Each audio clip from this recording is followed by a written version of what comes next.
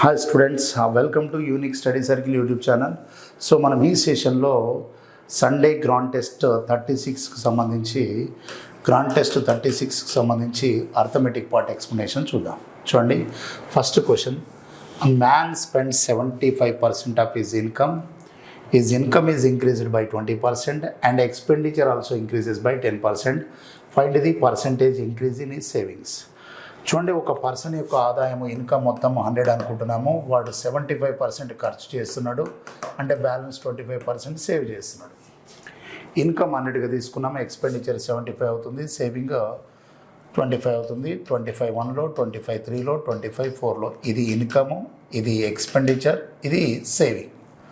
So మనకు 75% ఖర్చు చేస్తున్నాడు అని చెప్పాడు అంటే 25% సేవ్ చేస్తున్నట్టే. అతని ఆదాయం 20% పెరిగింది, జస్ట్ ఇంటూ 20 చేయాలి. అలాగే అతని వ్యయం కూడా 10% పెరిగింది, ఇంటూ 10 చేయాలి. సో సేవింగ్ ఎంత పెరిగిందో తెలియదు, అది మనం ఫైండ్ అవుట్ చేయాలి. ఎక్స్ ఏ పర్సెంటేజ్ అయితే ఇంక్రీజ్ అయిందనో దాన్ని మల్టిప్లై చేయండి. 4 × 20 ఇది 8 అవుతుంది, 3 × 10 30 అవుతుంది. సో మనం ఏం చేయాలంటే ఇన్కంలో నుంచి ఎక్స్పెండిచర్ తీసేయాలి. ఇన్కంలో నుండి ఎక్స్పెండిచర్ తీసేస్తే మనకు వచ్చేటటువంటి సేవింగ్ ఎంత అంటే 50. ఈ 50 అనేది ఎలా వస్తుందంటే ఇక్కడ 1 అనే నెంబర్ ఉంది, 1ని ఎక్స్తో మల్టిప్లై చేస్తే 50 వస్తుంది. సో 1 × x = 50 అంటే సో ఎక్స్ వాల్యూ ఎంత పర్సెంట్ అవుతుంది అంటే 50% అవుతుంది. So answer second option. Next question. The ratio of number of boys and girls in a school is 3:2. బాయ్స్కి గర్ల్స్కి రేషియో ఇచ్చాడు. బాయ్స్కి గర్ల్స్కి రేషియో వచ్చేసి 3:2 ఉంది. 20% of the boys and 25% of the girls are scholarship holders. The percentage of the school students who are not scholarship holders. అయితే బాయ్స్లో 20% వస్తుంది, బాయ్స్లో 20%కి స్కాలర్షిప్ వస్తుంది, గర్ల్స్లో 25%కి వస్తుంది. కానీ స్కాలర్షిప్ రాని వాళ్ళు ఉన్నారు. సో బాయ్స్లో 80%కు స్కాలర్షిప్ లేదు, గర్ల్స్లో 25% స్కాలర్షిప్ హోల్డర్స్ అంటే 75% స్కాలర్షిప్ హోల్డర్స్ కాదు. సో మనం వెయిటెడ్ యావరేజ్ లాగా 3 × 80 + 2 × 75 / 3 + 2 చేస్తే మనకు ఓవరాల్గా స్కాలర్షిప్ రానటువంటి స్టూడెంట్స్ ఏదో తెలిసిపోతుంది. ఇది 240 అవుతుంది, ప్లస్ ఇది వచ్చేసి 150 అవుతుంది. 240 150 అంటే 390 అవుతుంది. సో 390/5 తీసుకుంటే 5 7s are 35, 5 8s are 40. So 78% అనేది మన ఆన్సర్ అవుతుంది. That is in the second option. Okay, right. So next question ఒకసారి అబ్జర్వ్ చేద్దాం. A person marks his goods 6% above the cost price and allows a discount of 30% on the market price. If his profit is 5%, then what is the value of x will be? జనరల్గా మనకు CP అనేది ఏంటో తెలియదు. CP 100 అని తీసుకుంటున్నాను. ఈ CP మీద x% extra చేసి మార్కెట్ ప్రైస్ ఇచ్చాడు, అదేంటో మనకు తెలియదు. మనం 100+ అంటే x% అలా తీసుకోవాల్సిన అవసరం లేదు. ఇక్కడ మనకు క్లియర్గా ఏంటంటే సిపి మీద x% ఇంక్రీజ్ చేస్తే మార్కెట్ ప్రైస్ వస్తుంది. ఆ మార్కెట్ ప్రైస్ పైన అతను 30% డిస్కౌంట్ ఇచ్చాడు. 30% డిస్కౌంట్ ఇచ్చినా కూడా మనకి 5% ప్రాఫిట్ ఉంది. సో ఇదంతా మనం క్వశ్చన్లో సింపుల్గా ఏం చేయాలంటే సిపి 100 అనుకుందాం. క్వశ్చన్లో ప్రాఫిట్ పర్సెంట్ 5% ఉందంటే 105 ఎస్పీ అవుతుంది. 105 ఎస్పీ అవుతుంది. సో ఈ ఎస్పీ ఎలా వచ్చిందంటే మార్కెట్ ప్రైస్ పైన 30% డిస్కౌంట్ ఇచ్చాము. మార్కెట్ ప్రైస్ పైన 30% డిస్కౌంట్ ఇచ్చామంటే 70% సేల్ చేసాం. ఆ సేల్ చేసిన వాల్యూ వచ్చేసి 105 అవుతుంది. ఎందుకంటే క్వశ్చన్లో 5% ప్రాఫిట్ అన్నప్పుడు ఎస్పీ 105 అవుతుంది. So 0 0 cancel, 7 × 1 7 × 5. So market price ఏమవుతుంది అంటే 150 అవుతుంది. మార్కెట్ ప్రైస్ 150 అవుతుంది, సిపి వచ్చేసి 100 ఉంది. మరి 100తో కంపేర్ చేస్తే మనం ఎంత పర్సెంట్ ఎక్స్ట్రా చూసుకున్నామంటే 50% ఎక్స్ట్రా. క్వశ్చన్లో మాత్రం x% ఎక్స్ట్రా అన్నాడు. ఆ x% వాల్యూని ఏమవుతుంది, 50% అవుతుంది. సో 50% అనేది మన ఆన్సర్. సో నెక్స్ట్ క్వశ్చన్ చూడండి. ఒక షాప్ యజమాని 120 క్వింటాల గోధుమలను కొంటాడు. అందులో 20% 25% నష్టంతో విక్రయిస్తాడు. అంటే ఫస్ట్ 120 క్వింటాలని 2 పార్ట్స్గా డివైడ్ చేశాడు. కొంత పార్ట్ 20% పోతే మిగిలింది ఎంత శాతం అన్నట్టు 80%. సో 120 క్వింటాలను మనం ఇప్పుడు వాల్యూతో డివైడ్ చేయాల్సిన అవసరం లేదు. అందులో 20% పార్ట్ అన్నాడు. 20% పార్ట్ వెళ్ళిపోతే బ్యాలెన్స్ ఏముంది, 80%. 20 × 1 20 × 4 అంటే 1:4లో డివైడ్ చేశాడు 120 క్వింటాలను. ఫస్ట్ పార్ట్ మీద మనకి 25% లాస్ వస్తుంది, -25. సెకండ్ పార్ట్ మీద ఎంత ప్రాఫిట్ వస్తుందో తెలియదు, ఎక్స్. కానీ ఓవరాల్గా వాడికి వచ్చిన ప్రాఫిట్ మాత్రం 25%. సో సెకండ్ పార్ట్ మీద వచ్చిన ప్రాఫిట్ పర్సెంట్ ఏందో మనలో ఫైండ్ అవుట్ చేయమంటుండే. So 1 × -25 + 4 × x by 1+4 weighted average చేస్తే ఈక్వల్స్ వచ్చేది ప్రాఫిట్ కాబట్టి ప్లస్ అవుతుంది. సో 1 × -25 అంటే -25 + 4x, -25 + 4x ఈక్వల్స్ టు 5 × 25 అంటే 125 అవుతుంది. సో -25 ఈక్వల్ క్రాస్ చేసినప్పుడు 150 అవుతుంది. సో 150 అంటే 4 × 3 12 30 ఉంటుంది. 4 × 7 4 × 5 37.5 అవుతుంది X value. So 37.5 is nothing but 37.5%. That is third option. Next question చూడండి. అను sold an article for ₹480 at some profit. Had he sold for it 400, then there would have been a loss equal to 1/3 of the initial profit. What is the cost price of the article? జనరల్గా అను అనే అమ్మాయి ఒక ఆర్టికల్ని 400కి sale చేస్తుంది, 480కి sale చేస్తుంది. ఈ కాస్ట్కి sale చేసినప్పుడు ఇక్కడ లాస్ ఉంది, ఇక్కడ ప్రాఫిట్ ఉంది. కాకపోతే లాస్ ప్రాఫిట్ ఎలా ఇచ్చాడంటే 3/4 నష్టంగా వస్తుంది అన్నాడు. అంటే 1/3 లాస్ అన్నాడు. అంటే ఇది లాస్. దేంట్లో లాస్? ప్రాఫిట్లో లాస్. చూడండి, have been loss equal to 1/3 of the initial profit. అంటే 480 రూపీస్కి సేల్ చేస్తే వచ్చే ప్రాఫిట్ ఏదైతుందో ఇక్కడ ప్రాఫిట్ వస్తుంది, ఇక్కడ లాస్ వస్తుంది. ఈ లాస్ ఎంత అంటే ప్రాఫిట్లో 1/3. అంటే ప్రాఫిట్ అనేది ప్లస్గా తీసుకుంటున్నా, లాస్ అనేది మైనస్గా తీసుకుంటున్నా. లాస్ 1 పార్ట్ ఉంది, ప్రాఫిట్ 3 పార్ట్స్ ఉంది. ఆపోజిట్ సైన్ ఉన్నప్పుడు డిఫరెన్స్ అనేది యాడ్ చేస్తే వస్తుంది. ఈ 4 parts of difference is equals to 80. So 4 parts of difference 80 అయినప్పుడు 1 పార్ట్ ఏందో ఫైండ్ అవుట్ చేద్దాం మనం. 4 పార్ట్స్ది 80 అయినప్పుడు 1 పార్ట్ ఏందో ఫైండ్ అవుట్ చేద్దాం. 4 పార్ట్స్ది 80 అయినప్పుడు 1 పార్ట్ 20 అవుతుంది. ఈ 20 లాస్లో ఉన్నామంటే 20 యాడ్ చేద్దాం. 400కి 20 యాడ్ చేస్తే 420 సిపి అవుతుంది. సో ఆర్టికల్ యొక్క కాస్ట్ ప్రైస్ ఎంత అంటే 420. So that is in the fourth option. Next question. ABC invest in a business in the ratio of 4:5:7. C is a sleeping partner. So his share of profit will be half of what it would have been if he were a working partner. Okay, if they make ₹36,000 profit of which is 25% reinvested in the business, how much does B get? ఏమీ లేదండి, యాక్చువల్గా వీళ్ళు ABC అనేటటువంటి 3 partners ఉన్నారు. యాక్చువల్గా వాళ్ళ investment ratio ఎలా ఉందంటే 4:5:7 ఉంది. వీళ్ళ పెట్టుబడుల నిష్పత్తి ఎలా ఉందంటే 4:5:7 ఉంది. కానీ సి అనేటోడు వర్కింగ్ పార్ట్నర్ కాడు. అంటే వాడు వ్యాపార లావాదేవీలు చూసుకోడు, వాడు స్లీపింగ్ పార్ట్నర్. అందుకే వాని లాభం సగమే వస్తుంది. అంటే టైము ఈక్వల్గా ఉన్నప్పుడు ఇన్వెస్ట్మెంట్ రేషియోనే ప్రాఫిట్ రేషియో అవుతుంది. ఇది ఇన్వెస్ట్మెంట్ రేషియో, కానీ టైం ఈక్వల్ ఉంది కదా, ప్రాఫిట్ రేషియో అవుతుంది. సో లాభం సగమే వస్తుంది, అంటే వీది హాఫ్ అవుతుంది. సో ఈ రేషియోని ఇప్పుడు 2 × 4 8 అనొచ్చు, మనం 2 × 5 10 అనొచ్చు, ఇది 7 అవ్వచ్చు. అంటే ఇప్పుడు ఈ రేషియోలో ప్రాఫిట్ డిస్ట్రిబ్యూట్ అవుతుంది. హాఫ్ ప్రాఫిట్ వస్తుందంటే మనం ఏదైతే రేషియో ఉందో సికి ఆఫ్ చేయాలి. ఇప్పుడు కాకపోతే వాళ్ళకు వచ్చిన ప్రాఫిట్ మొత్తం 36,000ను ఈ రేషియోలో డిస్ట్రిబ్యూట్ చేయొద్దు. ఎందుకంటే అందులో 25% ఏదైతే ఉందో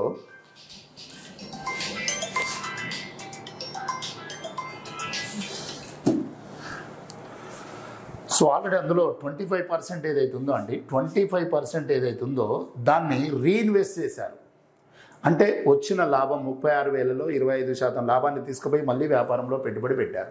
అంటే మనం ఏం అర్థం చేసుకోవాలంటే ఇప్పుడు ఈ 36,000లో వాళ్ళు 25% రీఇన్వెస్ట్ చేసినంటే అది పంచుకోరు, 75%నే వాళ్ళు డిస్ట్రిబ్యూట్ చేసుకుంటారు.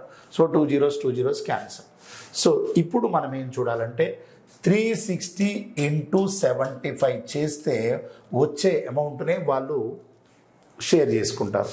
సో ఇది 18 + 7 అంటే 25 పార్ట్స్ అవుతుంది. ఈ 25 పార్ట్స్ వాల్యూ టోటల్ అమౌంట్ ఇది అవుతుంది 360 × 75. సో ఎలాగో మనకు ఫైనల్ ఆన్సర్ కాదు కాబట్టి అలానే ఉంచాను. ఎవరి షేర్ ఫైండ్ అవుట్ చేయాలంటే బి షేర్ ఫైండ్ అవుట్ చేయాలి, 10 parts. So 25 3s are. So 36 × 3 అంటే 108 అవుతుంది. సో 108తో పాటు 2 zeros అంటే 10,800 అవుతుంది. సో మనకు ఫస్ట్ సెకండ్ ఆప్షన్.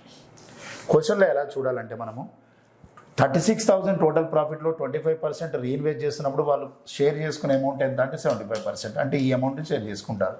ఈ రేషియోలో కాకుండా వీడు స్లీపింగ్ పార్ట్నర్ అయినందుకు వీనికి హాఫ్ ఆఫ్ ద ప్రాఫిట్ వస్తుంది. అంటే 1 రేషియోని మనం ఆఫ్ చేసి ఒరిజినల్ రేషియో ఏదో ఫైండ్ అవుట్ చేయాలి, ఆ రేషియో ప్రకారం డిస్ట్రిబ్యూట్ చేయాలి. సో నెక్స్ట్ క్వశ్చన్ అబ్జర్వ్ చేద్దాం. A and B started a partnership business investing in the ratio of 3:8. C joined them after 4 months with an amount of equal to 3/4 of the B. What was their profit at the end of the year? C got rupees 24,000 as a share. Okay right. జనరల్గా AB అనేటటువంటి investment ratio 3:8 ఉంది. కానీ below 3/4 తోటి C join అయ్యాడు. So కాకపోతే ఇక్కడ time కూడా వేరే ఉంది కాబట్టి టైం కూడా తీసుకోవాలి మనము. సో ఇక్కడ మనము ఏ అనే పర్సన్ 3 పార్ట్స్, బి అనే పర్సన్ 8 పార్ట్స్, సి అనే పర్సన్ ఎలా అంటే 8 పార్ట్స్లో 3/4, బి ఇన్వెస్ట్మెంట్లో 3/4. కాకపోతే సి అనే పర్సన్ 4 మంత్స్ తర్వాత జాయిన్ అయ్యాడు కాబట్టి వాడు పార్ట్నర్గా 8 మంత్స్ ఉంటాడు. వీళ్ళిద్దరు మాత్రం 12 మంత్స్ పార్ట్నర్గా ఉంటారు. సో ఇక్కడ మనము క్యాన్సిల్ చేస్తే మనకి ఏమవుతుందంటే 4 × 2 8 అవుతుంది. సో ఇక్కడ 12 అక్కడ మనకు 6 × 2 కూడా అవుతుంది, నో ప్రాబ్లం. 4తో కూడా క్యాన్సిల్ చేయొచ్చు. 4 × 2 8, 4 × 3 12, 4 × 3 12. సో మళ్ళీ క్యాన్సిల్ అవుతుంది కానీ ఇంతవరకు ఇచ్చేద్దాం. 3 × 3 9, 8 × 3 24. సో 3 × 2 6, 6 × 2 12. సో ఇది 12 అవుతుంది. సో మళ్ళీ క్యాన్సిల్ చేస్తే 3 3s are 3 8s are 3 4s are. So 3:8:4 అవుతుంది. సో అందులో సి యొక్క షేర్ ఇచ్చాడు, అది 24,000 అని ఇచ్చాడు. వాని యొక్క ప్రాఫిట్ సిది 24,000 అని ఇచ్చాడు. అంటే 4 పార్ట్స్ వాల్యూ 24,000 అయితే మొత్తం లాభం ఎంత అంటే ఈ 3% యాడ్ చేయాలి. 8 + 4 12 + 3 15 అవుతుంది. 4 పార్ట్స్ వాల్యూ 24,000 అయినప్పుడు మనకు 15 పార్ట్స్ వాల్యూ ఏంటో ఫైండ్ అవుట్ చేయాలి. 4 × 6 6,000 అయింది. 15 × 6 అంటే 90,000 అవుతుంది total profit. So 90,000 total profit అనేది మనకు థర్డ్ ఆప్షన్లో ఉంది చూడండి. సో 90,000 టోటల్ ప్రాఫిట్ రైటా? Okay. So next 28th question చూద్దాం.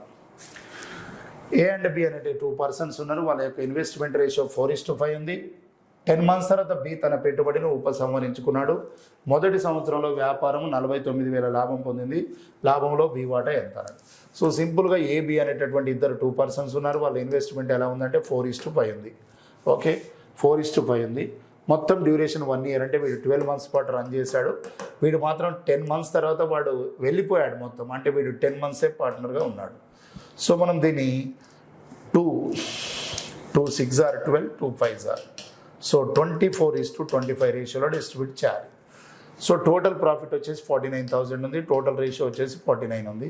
So 49 parts value is equals to 49,000. Then what is the share of B means that is 25 parts. So 49 1లో 49,000. So 25,000 అవుతుంది answer మనకు. 25 × 1000 అంటే 25,000 అనేది బి యొక్క షేర్ అవుతుంది. So that is in the first option right. So next question అండి. A took 2 loans all together of ₹1,200 from B and C. అంటే A అనే పర్సన్ బి నుండి సి నుండి కలిపి 1,200 తీసుకున్నాడు. ఎవరు తీసుకున్నారు? ఏ అనే పర్సన్ తీసుకున్నాడు. బి అనే పర్సన్ నుండి సి అనే పర్సన్ నుండి ₹1,200 వీళ్ళిద్దరి నుండి కలిపి 1,200 ఏ తీసుకున్నాడు. బట్ బి అనేటోడు 14% రేట్ ఆఫ్ ఇంట్రెస్ట్ తోటి ఇంట్రెస్ట్కి ఇచ్చాడు.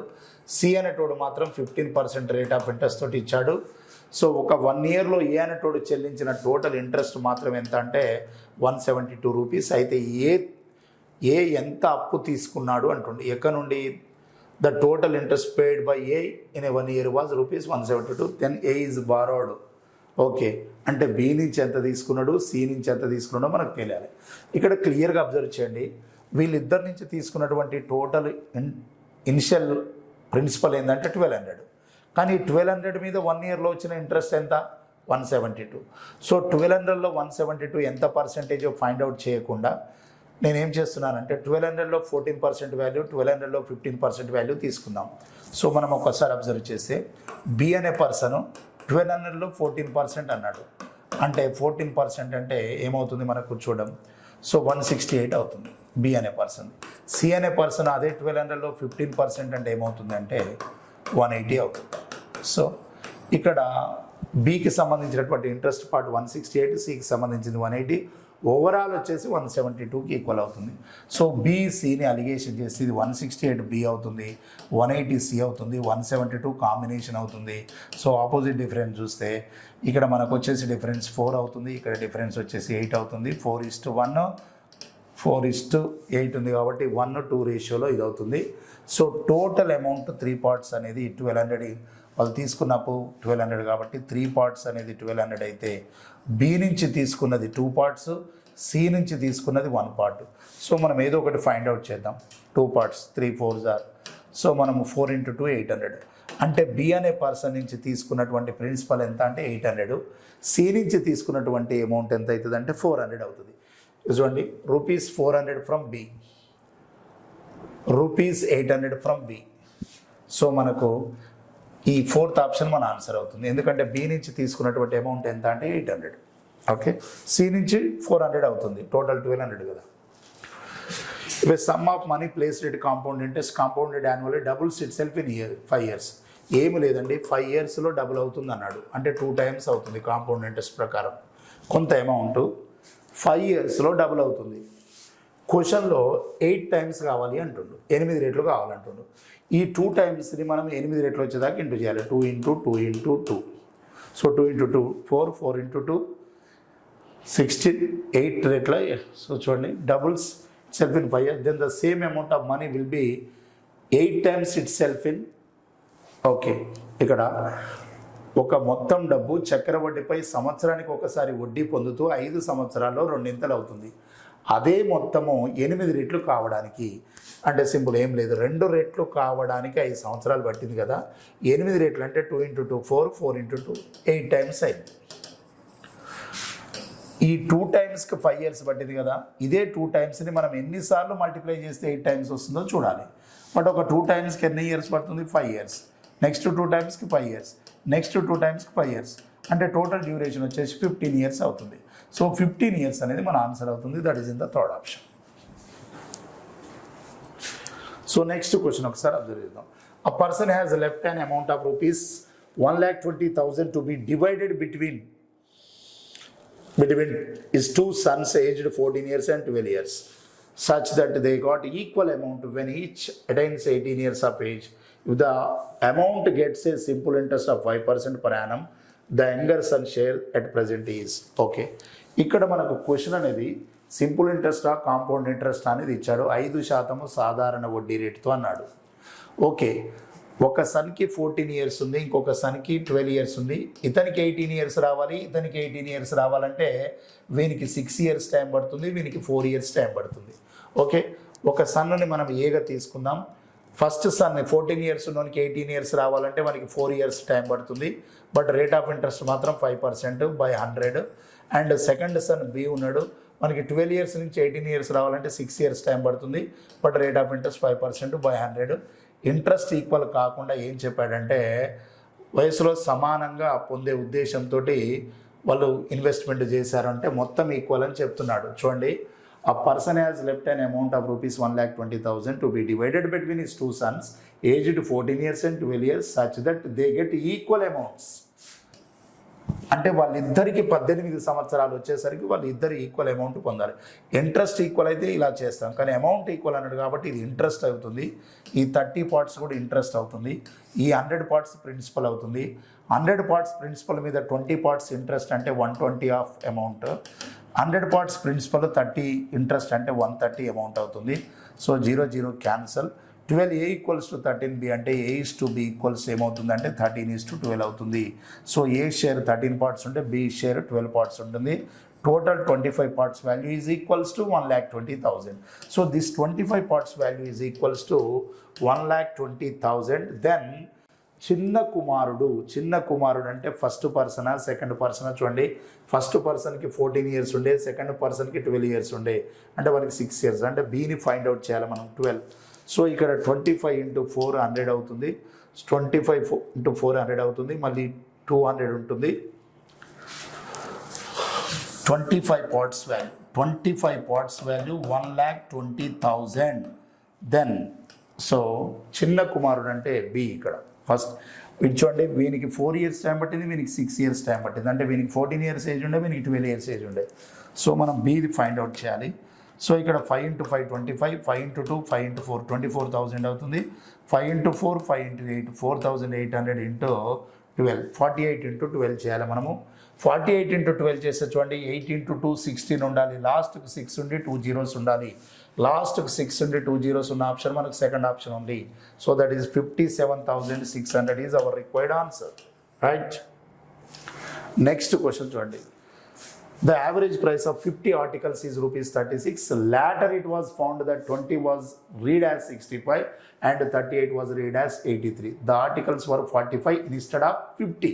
Find the actual average. Okay, first ఈ క్వశ్చన్లో ఏమంటున్నాడంటే 50 వస్తువుల సగటు ధర 36 అన్నాడు.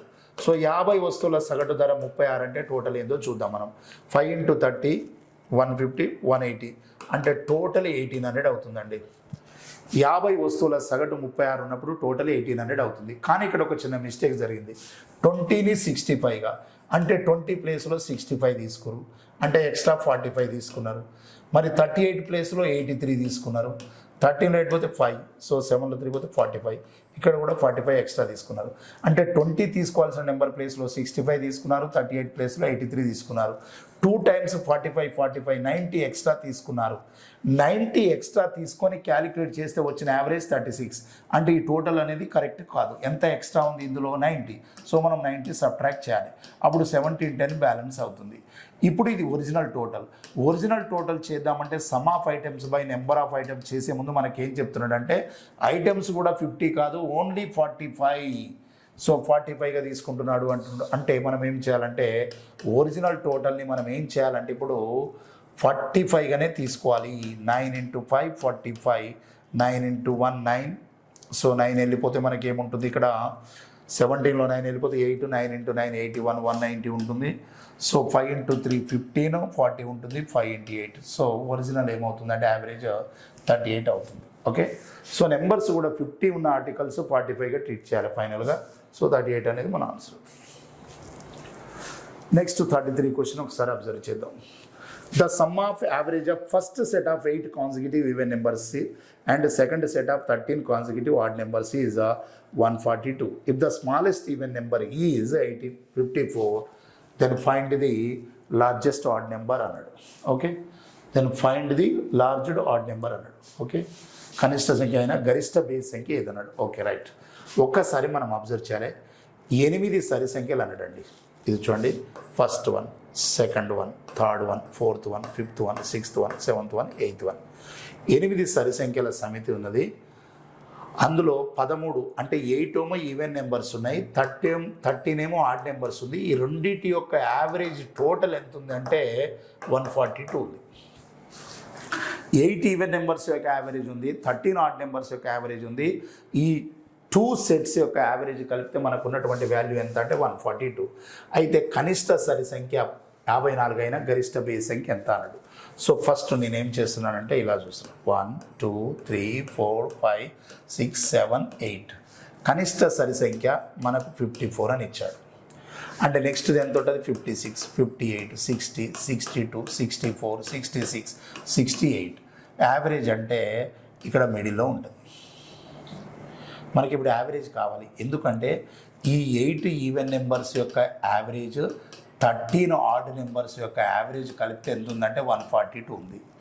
సో ఇక్కడ స్మాలెస్ట్ ఈవెన్ నెంబర్ 54 అని చెప్పిండంటే 2 గ్యాప్తో ఇంక్రీజ్ అవుతుంది. యావరేజ్ అనేది ఇటు 4 నెంబర్స్ ఉంటే మిడిల్లో ఉంటుంది. 60కి 62కి మిడిల్లో ఉండే నెంబర్ ఏంటంటే 122 అంటే 61 అనేది యావరేజ్ అవుతుంది.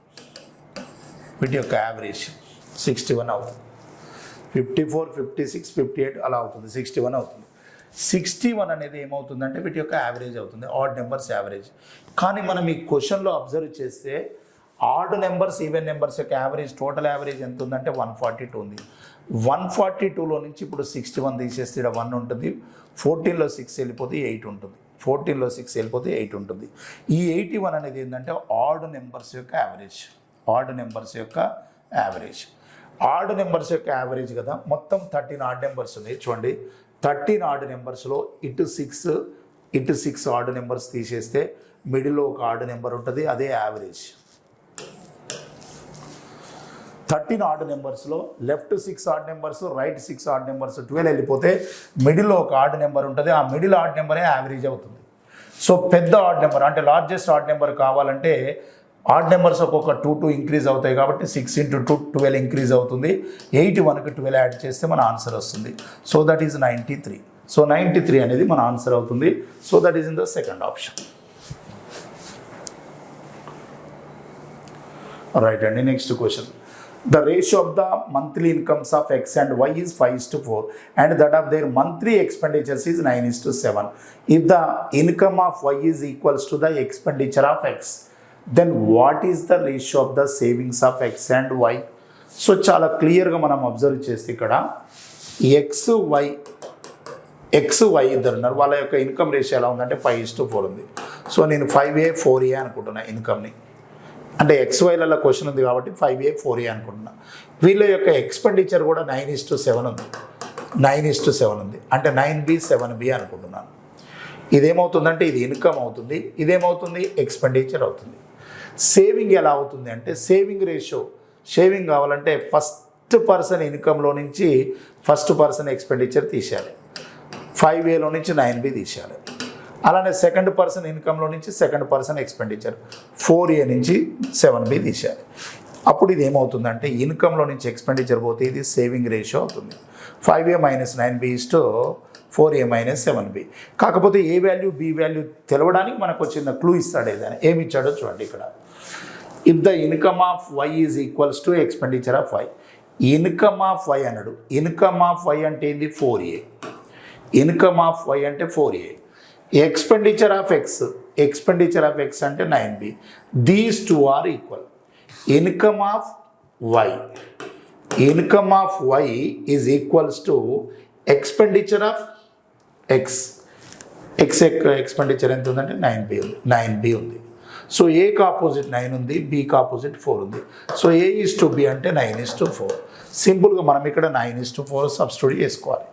5 × A, ఇంకా వేరే మెథడ్లో కూడా చేయొచ్చు కానీ ఈ మెథడ్లో ఏ క్వశ్చన్ అయినా చేయొచ్చు. 5A 5 × 9, 9 × B, B అంటే 4.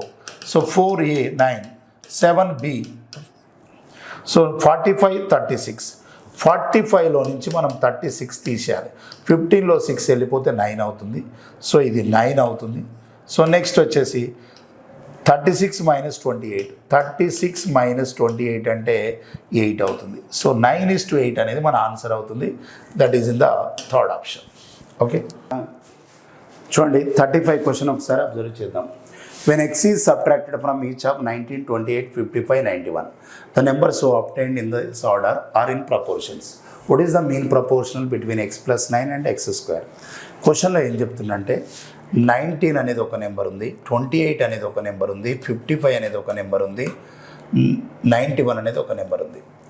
ఈ 4 నెంబర్స్ అనేవి ప్రపోర్షన్లో లేవు. ఈ 4 నెంబర్స్ నుంచి X అనేది తీసేస్తే ప్రపోర్షన్లో వస్తాయి అంటుండు. ఆ X ఏందో ఫైండ్ అవుట్ చేయాలి. X ఫైండ్ అవుట్ చేసిన తర్వాత X + 9కి X² మధ్యమానుపాతం కనుక్కోవాలి, మీన్ ప్రపోర్షన్ కనుక్కోవాలి. ఫస్ట్ మనం X ఏందో ఫైండ్ అవుట్ చేయాలంటే ప్రపోర్షన్లో 4 నెంబర్స్ ఉన్నప్పుడు ఫస్ట్ 2 నెంబర్స్కి నెక్స్ట్ 2 నెంబర్స్కి అబ్జర్వేషన్ చేయాలి. ఇక్కడ డిఫరెన్స్ వచ్చేసి మనకి ఎంత ఉంది, ఇక్కడ 9 ఉంది. సో ఇక్కడ డిఫరెన్స్ ఎంత వచ్చేసింది 36 ఉంది. ఈ డిఫరెన్స్ని మినిమైజ్ చేస్తున్నా 9 × 1 9 × 4 అంటే ఈ రెండింటి యొక్క డిఫరెన్స్ 4 పార్ట్స్ ఉండే, ఈ రెండింటి యొక్క డిఫరెన్స్ 1 ఉంది. మనం ఏం తీసేయాలంటుండో ఈ రేషియోలో ఫస్ట్ టర్మ్లో నుంచి తీసేస్తే ఈ రేషియోలో కూడా ఫస్ట్ టర్మే, లేదా ఈ రేషియోలో సెకండ్ టర్మ్ నుంచి తీసేస్తే ఈ రేషియోలో కూడా సెకండ్ టర్మే. సో ఫస్ట్ నెంబర్ 19 ఉంది, దాంట్లో X తీసేయమంటుండు. ఇక్కడ ఫస్ట్ నెంబర్ 55 ఉంది, దాంట్లో నుంచి X తీసేయమంటుండు. ఈ రెండు ఈక్వల్ కావాలంటే కావు, ఎందుకంటే ఇది 4 పార్ట్స్ ఉంది, ఇది 1 పార్ట్ ఉంది. సో ఈక్వల్ చేయాలంటే ఈ 4 పార్ట్స్ని ఇక్కడ ఇంటూ చేయాలి, ఈ 1 పార్ట్ని ఇక్కడ ఇంటూ చేయాలి. ఇది 14 × 9 అంటే 76 అవుతుంది, ఇది -4X అవుతుంది. ఇది 55 అయింది, -X అవుతుంది. -4X నాడు పంపిస్తున్నా, ఈ 55 ఇటు పంపిస్తున్నాను. 76లో నుంచి 55 వెళ్ళిపోతే మనకు 21 ఉంటుంది బ్యాలెన్స్. సో ఇక్కడ -4X ఈక్వల్ క్రాస్ అయితే +4X అవుతుంది, బట్ ఇది -X అలానే ఉంది కాబట్టి ఇది 3X అవుతుంది. సో సింపుల్గా X వాల్యూ 7 అవుతుంది.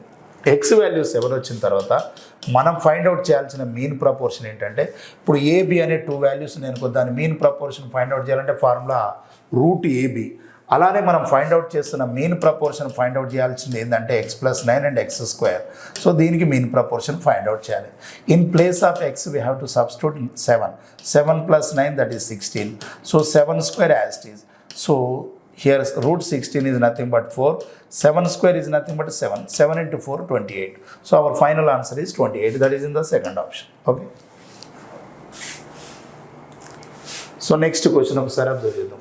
The sum of weights of A and B is 80 kg. ఏబీల మొత్తం బరువు ఎంత ఉందని చెప్తుండు క్వశ్చన్లో 80 కేజీలు ఉంది అంటుండు. ఏబి అనే ఇద్దరు వ్యక్తులు ఉన్నారు, వాళ్ళ మొత్తం బరువు 80 కేజీలు అని చెప్తుండు. 50% of A's weight is 5-6 times of the weight of the B. Simple, ఏం లేదు. ఏలో 50% వెయిట్, ఏలో 50% వెయిట్ ఎంత ఉంటుందో బిలో 5/6కి ఈక్వల్. ఏలో 50% వెయిట్, బిలో 5/6 వెయిట్కి సమానం అన్నాడు. సో దీన్ని మనం క్యాన్సిల్ చేస్తే 50 into 1, 50 into 2. సో ఈ 2ని 6ని క్యాన్సిల్ చేయొచ్చు. 2 into 1, 2 into 3. సో మనం క్రాస్ మల్టిప్లికేషన్ చేస్తే 3 into 1 3A అవుతుంది, 5 into 1 5B అవుతుంది. ఏకి ఆపోజిట్ ఉన్న వాల్యూ ఏ, బీకి ఆపోజిట్ ఉన్న value B. So A/B equals to 5:3 అవుతుంది. సో టోటల్ రేషియో 8 పార్ట్స్ ఉంది, అది 80 kg ఉంది.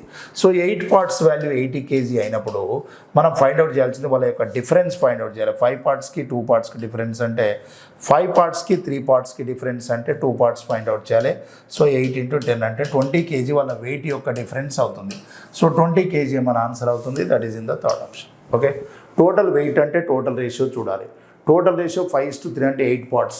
8 పార్ట్స్ వాల్యూ 80 kg అయినప్పుడు 2 పార్ట్స్ వాల్యూ 20 kg అవుతుంది. సో నెక్స్ట్ క్వశ్చన్ చూడండి. 3 గ్లాసెస్ ఉన్నాయి ఇక్కడ. 3 సమాన పరిమాణాల గ్లాసులో ఆమ్లం మరియు నీటి నిష్పత్తులు వరుసగా. సో ఇక్కడ చూడండి, ఇదొక గ్లాస్ ఉందండి, ఇక్కడ ఇదొక గ్లాస్. సో అలానే ఇదొక గ్లాస్ ఉంది. సో నెక్స్ట్ ఇంకొక గ్లాస్ ఉంది. ఈ 3 గ్లాసులలో ఆమ్లం మరియు నీటి నిష్పత్తులు ఎలా ఉన్నాయంటే 2:3, 3:4, 4:5 ఉంది.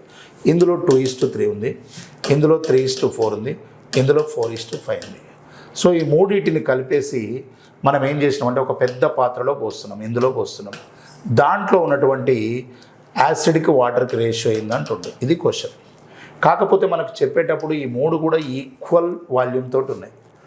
సో మూడింటి యొక్క సామర్థ్యం సేమ్ ఉంది, కెపాసిటీ సేమ్ ఉంది. మనం ఎప్పుడైనా ఈ 3 ఒకే సామర్థ్యంలో ఉన్నప్పుడు మనం ఏం చేయాలంటే టోటల్ రేషియో ఈక్వల్ ఉండాలి. ఇది 2:3 ఉంది, ఇది 3:4 ఉంది, ఇది 4:5 ఉంది. టోటల్ రేషియో ఈక్వల్ లేనప్పుడు మనం ఈక్వల్ చేయాలి. సో ఈక్వల్ చేయాలంటే మనం రేషియో ఈక్వల్ చేద్దాం. ఫస్ట్ 2:3 రేషియో ఉంది, నెక్స్ట్ వచ్చేసి 3:4 రేషియో ఉంది, నెక్స్ట్ వచ్చేసి 4:5 ఉంది. చూద్దాం. ఇక్కడ వచ్చేసి వాల్యూ వచ్చేసి టోటల్ ఏముందంటే ఇది 5 పార్ట్స్ ఉంది, ఇది టోటల్ 7 పార్ట్స్ ఉంది, ఇది వచ్చేసి 9 పార్ట్స్ ఉంది. సో మనము 5, 7, 9 ఈక్వల్ కావాలంటే ఏం చేయాలి మనం అంటే టోటల్ ఈక్వల్ కావాలి. సో ఇక్కడ 5 పార్ట్స్ ఉంది కదా, మనకి ఎల్సిఎం ఏమవుద్దంటే 5 into 7 into 9 అవుద్ది. ఇది ఆల్రెడీ 5 పార్ట్స్ ఉంది కాబట్టి మనం 7 into 9తో చేయాలి.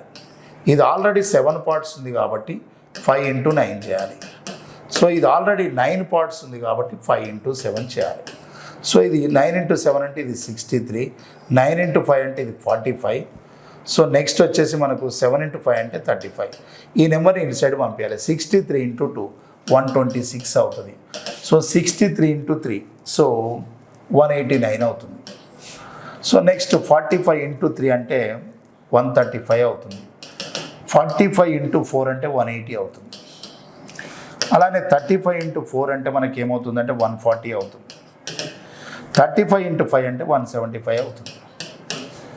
సో ఇప్పుడు ఇది మొత్తము ఇప్పుడు చూడండి, ప్రతి రేషియో కూడా టోటల్ ఈక్వల్ ఉంటుంది మీకు.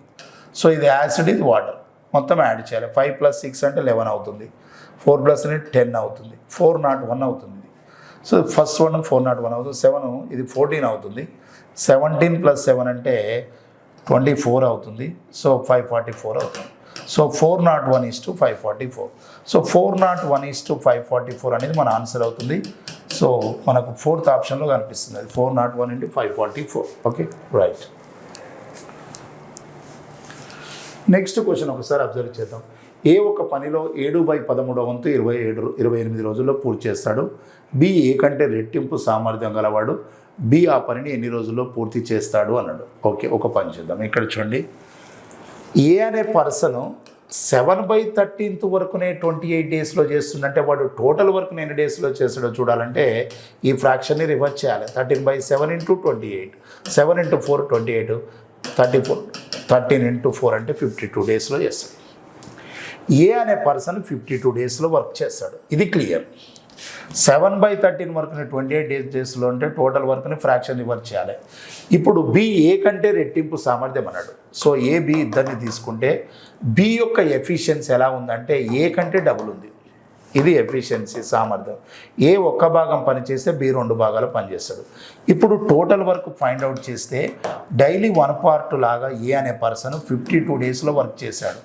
1 × 52 చేస్తే టోటల్ వర్క్ 52 పార్ట్స్ అవుతుంది. ఆ 52 పార్ట్స్ వర్క్ని ఇప్పుడు బి అనే పర్సన్ చేయాలి. బి అనే పర్సన్ 52 పార్ట్స్ వర్క్ని బి 2 ఎఫిషియన్సీ తోటి 26 డేస్లో చేస్తాడు. బి అనేటోడు 2 ఎఫిషియన్సీ తోటి 26 డేస్లో చేస్తాడు. That is in the second option. Right అండి. నెక్స్ట్ 39th క్వశ్చన్ ఒకసారి అబ్జర్వ్ చేద్దాం. చూడండి, P can complete A work in 5 more days than Q, while P does the same work in 9 more days than R. If P and Q can complete the whole work in the same time in which R alone complete the whole work, in how many days P alone can finish the work? మనకి ఏం చెప్తాడంటే question, PQ కలిసి ఎన్ని రోజుల్లో చేస్తారో R ఒక్కడు అన్ని రోజుల్లో చేస్తాడని ఒక కండిషన్ చెప్పాడు. P మరియు Q కలిసి పని పూర్తి చేసే సమయం R పూర్తి చేసే సమయానికి ఈక్వల్ అన్నాడు. P అండ్ Q ఎన్ని డేస్లో చేస్తారో R కూడా అన్ని డేస్లోనే చేస్తాడు. తర్వాత ఏం చెప్తుందంటే R అనేటోడు చేసే వర్క్ కన్నా చూడండి, ఇక్కడ P ఒక పనిని Q కంటే 5 రోజులు ఎక్కువ, అంటే Qకి బట్టే టైం కన్నా 5 days ఎక్స్ట్రా పడుతుంది ఎవరికి, Pకి. తర్వాత R కంటే 9 రోజులు ఎక్కువ చేస్తున్నాడు. అంటే నేనేం తీసుకుంటున్నానంటే ఇక్కడ క్లియర్గా అబ్జర్వ్ చేస్తే P గురించి మాట్లాడుతున్నాడు.